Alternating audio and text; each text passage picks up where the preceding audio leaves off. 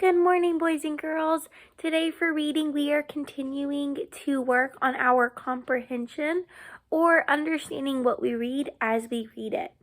Today you are going to read a wonderful story called Sylvester and the Magic Pebble.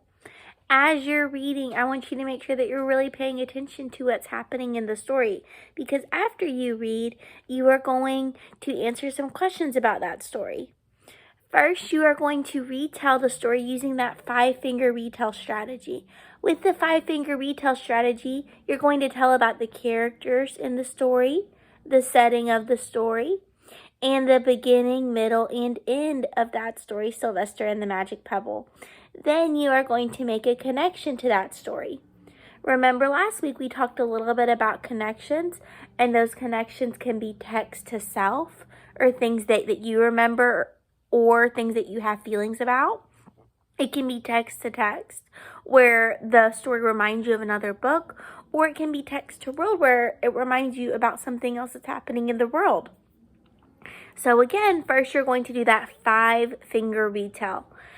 Second, you're going to tell me what you think the moral of the story is. So remember, the moral of the story is the main lesson that you can take away after you read the story.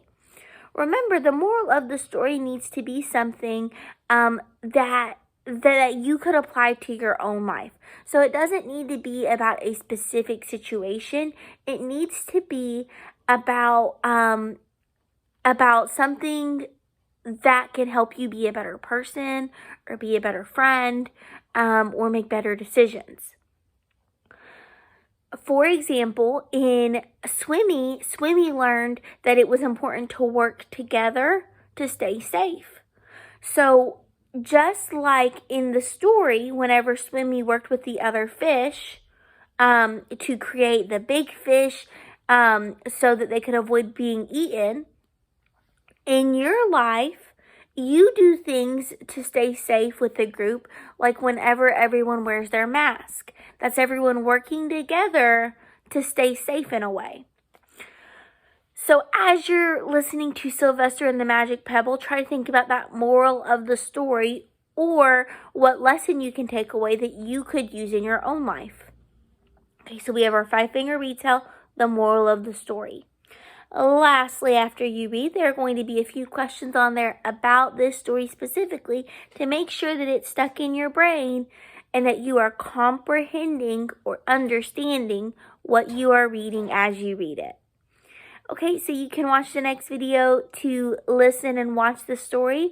If you listen and watch the story and you're like, I don't think I can retell this, or I have no idea what happened, or I don't know what the moral is, remember, you can always just re-watch that video to listen to the story a second time.